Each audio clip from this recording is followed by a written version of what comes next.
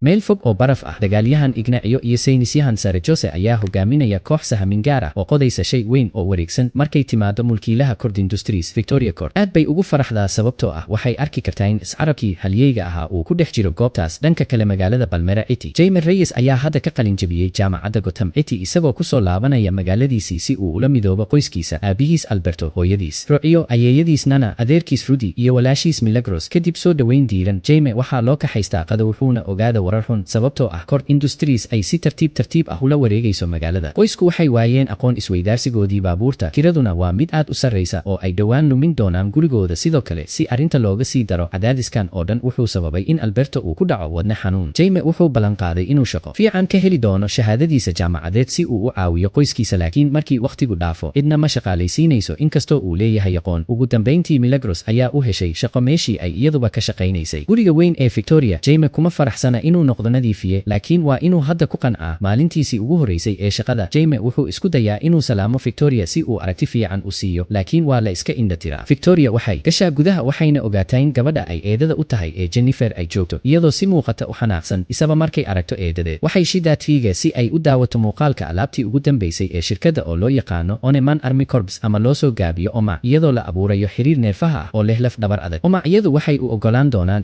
isticmaalayaashooda inay helaan oo ay ku shaqeeyaan madaafiic aad u badan iyo awoodo wax dumiya kuwaasoo bedeli kara habka dagaalka militariga weligeed. Jennifer way xanaaqsan tahay sababtoo ah shirkaddu waxay ahayd inay u shaqayso sidii ay dadka u caawin lahayd ee ma aha inay hub samayso. Laakiin Victoria waxay xasuusinaysaa inay kuwani ahaayeen rabitaankii aabaheed. Kadib markii uu la qariyey, shirkaddu waxay ku dhacday gacanta Victoria, haddana waxay samayn kartaa wax kasta oo ay doonayso maadaama Jennifer ay diido inay ka tanaasusho hadafkeeda. Ignacio wuxuu isku dayaa inuu joojiyo tani. Waxaa arkay Jaime kaasoo u soo gurmada Jennifer, taasna waxay keenaysaa in Victoria ay shaqada ka cayriso isaga iyo Milagros isla goobtaas. Jennifer waxay dareemaysaa xumaan wixii dhacay, waxayna siisaa lambarkeeda Jaime iyadoo u sheegaysa inuu la soo xiriiro hadhow si ay shaqo cusub ugu hesho. Habeen dambe, Jaime aad buu uga walwalaa inuu fariin u diro Jennifer, laakiin aabihiis ayaa ku dhiirigeliya isagoo xasuusinaya inuusan marnaba quusan. Jaime wuxuu ku dambeeyaa inuu diro fariinta, waxaana loo qaban qaabiyaa kulan. Maalintii xigtay, inta Jaime uu ku sugayo barxadda shirkadda, Jennifer waxay si dhuumasho ah ku galaysaa gudaha shaybaadhka iyadoo ujeedadeedu tahay inay wax dhibto. Way ka naxaysaa markay ogaato inay heleen carabkii, waxayna markiiba xadaysaa iyadoo ku qarinaysa sanduuqa burgerka si ay isaga ilaaliso shakiga. Kadib markay tagto, Jose wuxuu ku soo laabanayaa miiskiisa, wuxuuna dareemayaa in carabkii la waayey. Markaas wuxuu amrayaa in gebi ahaanba la xiro dhismaha. Markay baxaysay, Jennifer waxaa u yimid Jaime oo quus taagan wax yar ka hor intaanay gambaleelka digniintu dhicin. Iyadoo ka baqaysa in la qabto, waxay u dhiibaysaa sanduuqa iyadoo u sheegaysa in shaqadiisa cusubi ay tahay inuu ilaaliyo, laakiin uusan marnaba furin. Si kasta ha ahaatee, Jaime ayaa dhismaha ka soo orday. Jenniferna waxay la socotaa ilaalada si ay isaga dhigto mid ka caawinaysa raadinta tuuga. Markii dambe gurigiisa, Jaime waxaa dhibaya oo cadaadis ku haya qoyskiisa ilaa sanduuqa laga furayo. Aad uguma dhacaan sacarabka, waxayna bilaabaan inay ku ciyaaraan, laakiin markii Jaime uu ka qaado, wuxuu bilaabaa inuu gacantiisa ku dhex dhalaalo si lama filaan ah. Sacarabkii wuxuu soo saarayaa lugo, wuxuuna ku boodayaa wejiga Jaime isagoo diidaya in laga saaro oo koronto ku dhufanaya qof kasta oo isku daya. Awoodan yaabka leh waxay sidoo kale burburinaysaa sanduuqa korontada. Kadib halgan badan, sacarabkii wuxuu hoos u galayaa dharka Jaime, wuxuu bilaabayaa inuu isbedelo isagoo soo saaraya lugo cayayaan ah oo Jaime ku tuuraya saqafka, una samaynaya gaashaanka difaaca ee jirka kaas oo ku bilaabanaya cabsi laakiin ku dambeynaya mid aad u qurux badan. Ka hor intaanay fahmin dhab ahaan waxa socda, nidaamka ay ee suudka ayaa howlgala. Inkasta oo Jaime keliya uu maqli karo, aygu wuxuu rabaa inuu tijaabiyo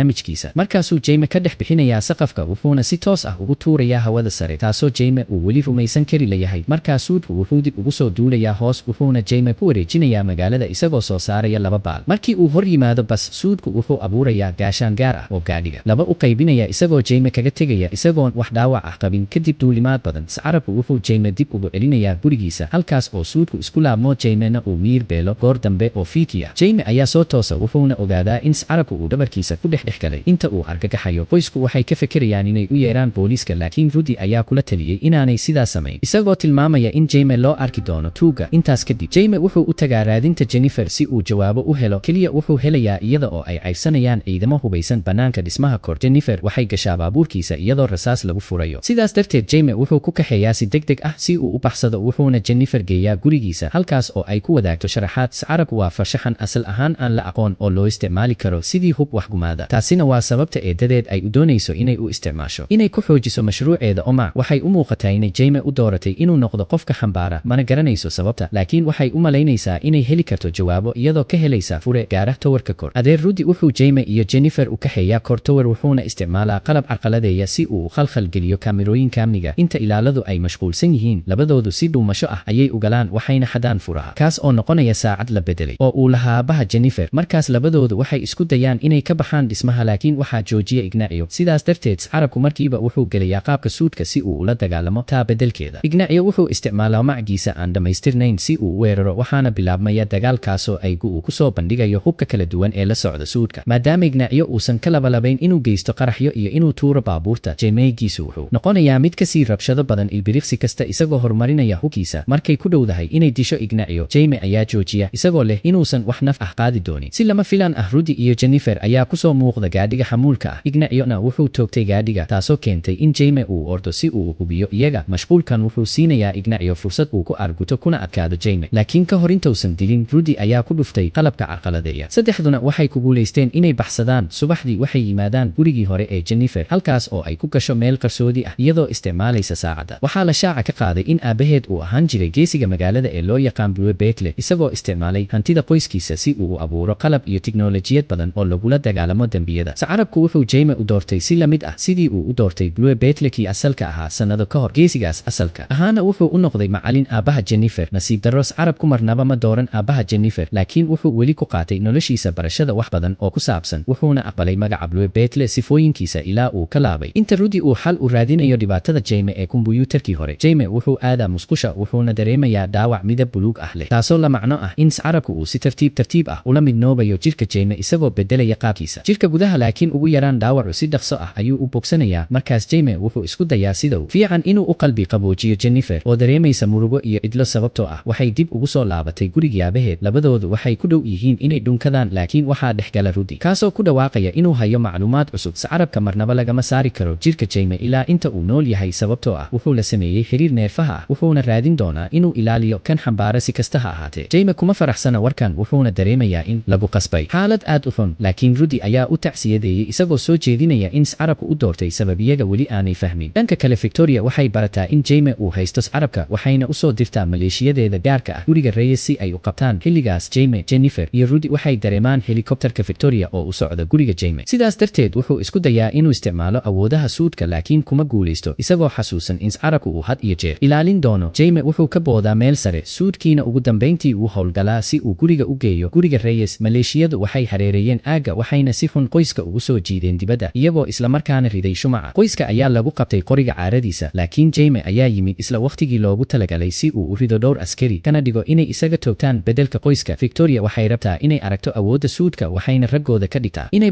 bartilmaameedsadaan qoyska. markaas Jaime wuxuu shidaa gaashaankiisa, wuxuuna joojiyaa dhammaan rasaasta. markaasuu weydiistay ayga hub aan dhimasho keenayn, wuxuuna bilaabay inuu rido askarta inta qoyskiisu baxsanayaan. hase yeeshee intii ay cararayeen, Milagros ayaa dhacday. Albertona wuxuu istaagay si uu u caawiyo, taasoo keentay inuu si xun ugu dhaawacmo askari uuna ku dhaco wadne xanuun isagoo dhulka ku dumay. Jaime wuxuu haystaa Victoria iyo Ignacio meeshii doonayay, laakiin ka hor intaanu toogan wuxuu maqlayaa aabihiis oo xanuunsanaya, wuxuuna u ordayaa dhinaciisa. tani waxay siinaysaa Ignacio iyo Victoria fursad ay ku qabtaan. markii Jaime la ka haystay, qoysku waa inay u daawadaan Alberto oo dhimanaya iyo guriga oo gubanaya. subaxdii, Nana waxay isku daydaa inay xoog dhab ah muujiso, waxayna u sheegaysaa qoyskeeda in halkii ay ooyi lahaayeen ay isku dayaan inay badbaadiyaan Jaime. Jennifer ayaa soo baxda oo u fidisa caawinteeda, iyadoo dareemaysa inay mas'uul ka tahay wax kasta. waxay qoyska u kaxaysaa godka Blue Beetle, waxayna u soo bandhigaysaa diyaaradda aabaheed ee wax laga bedelay oo loo yaqaan Bug, taasoo qof kasta ku qaadaysa xawaare aad u sareeya. waxay sidoo kale siinaysaa qalab badan oo ay ku dagaalamaan. Milagros waxay qaadataa galoofis leh fursado kala duwan, laakiin Nana iyo Rucyo waxay doorteen hubka fogaanta laga rido. markaasay sameeyeen qorshe ay ku weeraraan qalcadda jasiiradda Baco. Victoria waxay Jaime ku xirtaa mashiin si ay u soo saarto xeerka carabka oo ay ugu dhex rado kaydka xogta gaashaanka Oma, taasoo dili doonta Jaime inta ay socoto. Ignacio iyo gaashaankiisa jirka ayaa sidoo kale ku xiran mashiinka, wuxuuna heli doonaa xeerka si loogu bedelo qofka ugu horreeya ee xambaara gaashaanka Oma. habka soo saarista ayaa bilaabmaya. Jaimena wuxuu ku qaylinayaa xanuun aad u daran, culayska neerfaha ayaa ku dhow inuu noloshiisa soo afjaro, laakiin taa bedelkeeda wuxuu galayaa xaalad miyir beel ah. halkan wuxuu ku arkaa muuqaal ku saabsan nolosha dambe, waxaana soo booqday Alberto, kaasoo u xaqiijiyey Jaime ujeedadiisa weyn ee nolosha ay tahay inuu qaato doorka Blue Beetle. markii Jaime uu aqbalo carabka sidii difaaciisa, waxay ugu dambayntii dhammeeyeen iswaafajinta midba midka kale si fiican. nasiib darro, wareejinta xeerka ayaa weli dhammaatay. Ignaciona wuxuu helayaa nooc ka awood badan oo horumarsan oo ah gaashaanka Oma. dhanka kale, Rudy wuxuu bugga ku soo riday qalcadda, taasoo keentay in ilaaladu rasaas ku furaan. si kastaba ha ahaatee, buggu aad buu u xoog badan yahay si loo dhaawaco, wuxuuna sii wada socodka isagoo askarta ku dhufanaya qabanaya lugihiisa inta uu jidka ku jiro. Rudy wuxuu helaa badhan gaar ah wuxuuna cadaadiyaa si bug uu usoo daayo qiiq buluug ah oo si degdeg ah u seexinaya ilaalada. Markaas Milagros iyo Jennifer waxay galaan dhismaha waxayna la kulmaan suudhadh badan oo omac ah kuwaas oo lagu xoojinayo tamartas carabka. Waxay ku burburiyaan qalabka qarxa, laakiin qaraxa ka dhashay wuxuu dumiyaa qayb ka mid ah qalcadda iyo burburka ayaa kala saaraya labadooda. Shaybaadhka Jaime ugu dambeyntii wuu soo toosaa laakiin ma isticmaali karo suudhka weli sababtoo ah wuxuu ku jiraa dib u habayn nidaamka. Xilligaas Jose ayaa ugu dambeyntii go'aansaday inuu tallaabo qaado sababtoo ah wuxuu ka daalay cunsuriyadda Victoria iyo hoos u dhigista ay ku haysay. Markaasuu albaabka u furayaa Jaime si uu u baxsado. Isaba markii uu albaabku xirmo, Ignacio wuxuu dilaa Jose. Shaybaadhkiina wuu qarxayaa, laakiin Victoria waa nool tahay. Mahadda difaaca Ignacio waxayna u baxaysaa inay qabato Jennifer isagoo u ordaya inuu helo qoyskiisa. Jaime wuxuu la kulmaa askar badan wuxuuna u malaynayaa inuu dhammaaday, laakiin waxaa la yaab leh Nana ayaa usoo gurmanaysa oo dhammaantood ku jabinaysa ilbiriqsiyo gudahood. Markaasay aadeen buugga. Jaimena wuxuu la midoobayaa hooyadiis, laakiin markuu ogaado in Milagros iyo Jennifer ay maqan yihiin, Jaime wuxuu go'aansaday inuu dib u laabto si uu u badbaadiyo qalcadda dhexdeeda. Milagros waxay iska difaacaysaa askarta iyadoo isticmaalaysa galoofiskeeda kaasoo abuuraya feedweyn, laakiin sidoo kale gaashaan. Dhowaan waa la hareereyey, laakiin waqtigaas Jaime ayaa soo muuqda suudkiisuna ugu dambeyntii waa diyaar si uu u howlgalo. Mahadda iswaafajinta buuxda. Hadda wuxuu awoodaa inuu isticmaalo xakamaynta gaashaankas carabka si quman isagoo amarkiisa keliya isticmaalaya. Markaas way u fududahay Jaime inuu dhammaantood garaaco daqiiqada gudahood. Si lama filaan ah Jaime waxaa looga dhex tuurayaa gidaarka wuxuuna isku badbaadiyaa ballaha si uu u dareemo in Ignacio uu halkan u joogo. Inuu la dagaalamo waxay ku dagaalamaan cirka iyagoo muujinaya xakamayn heer sare ah oo awoodooda ah, laakiin dhowaan waxay ku soo dhacayaan dhulka halkaas oo ay ku sameeyaan dhammaan noocyada hubka iyo qaraxyada balasmaha si ay u weeraraan midba midka kale. Dhanka kale Victoria waxay maxbuus ahaan u qabsataa Jennifer waxayna isu diyaarinaysaa inay ka baxdo jasiiradda, laakiin Jennifer waxay isticmaashaa bamka xanjo ee aabaheed si ay helikobtarka uga buuxiso xumbo taasoo keentay inuu burburo. Jennifer iyo Victoria ayaa ah kuwa keliya ee badbaaday. Jenniferna waxay burburisaa aaladda Victoria ee ay ku jirtay xogtas carabka si aanay u jirin isku day dambe oo dib loogu soo nooleynayo mashruuca omac. Mar dambe weligeed dib ugu laabo Jaime wuxuu ku bilaabaa inuu gacan sarreeyo dagaalka isagoo muujinaya xakamayn heer sare ah oo awoodda ah taasoo ogolaanaysa inuu soo saaro hub isagoo isticmaalaya male awaalkiisa. Laakiin dhowaan Ignacio wuxuu ku guulaystaa inuu dhulka dhigo isagoo isticmaalaya waayo aragnimadiisa dagaal ee ka sarreysa. Si lama filaan ah Rudy ayaa dhagaxaan ku tuuraya Ignacio si uu u mashquuliyo taasoo keentay inuu isaga toogto. Rudy waa uu iska leexiyaa, laakiin Jaime ma rabo inuu lumiyo xubin kale oo qoyskiisa ah oo uu xanaaqo. Markaasuu bilaabaa inuu garaacun ku dhufanayo Ignacio. Wuxuu aad ugu hamuun qabaa aargudasho ilaa uu Jaime ku dhowaaday inuu dilo Ignacio, laakiin ayga ayaa joojiya isagoo xasuusinaya xeerkiisa inuusan nafqaadin. Aygu wuxuu sidoo kale tusiyaa xusuustii hore ee Ignacio taasoo uu wooday inuu helo intii uu socday habka, isagoo shaaca ka qaadaya in Ignacio uu ahaa dhibane la mid ah Jaime iyo qoyskiisa. Markii Ignacio uu yaraa, qarax ay soo dirtay kord ayaa burburiyey gurigiisii dilayna hooyadiis, dhammaantood qayb ka mid ah gumaysigii militari ee Maraykanku ku hayay koonfurta Ameerika. Markaas Victoria waxay afduubtay Ignacio si ay ugu haysato tijaabo ahaan mashruuceeda. Jaime wuxuu go'aansaday inuu badbaadiyo nolosha Ignacio. Ficilka naxariista leh wuxuu kiciyaa faham maskaxda Ignacio. Hadda wuxuu leeyahay awooduu ku iska indhatiro amarada Victoria. Ignacio wuxuu isku soo ridaa tamar dheeraad ah wuxuuna ku boodaa Victoria taasoo keentay qarax dila labadoodaba burburiya jasiiradda oo dhan. Rudy ayaa yimid xilligii loogu talagalay isagoo wata buka wuxuuna ku guulaystay inuu badbaadiyo Jaime iyo Jennifer iyadoo qoyska oo dhan ay midoobeen. Waxay ugu dambeyntii helaan daqiiqad ay ugu baroordiiqaan Alberto muddo ka dib. Jennifer waxay la wareegtaa Cord Industries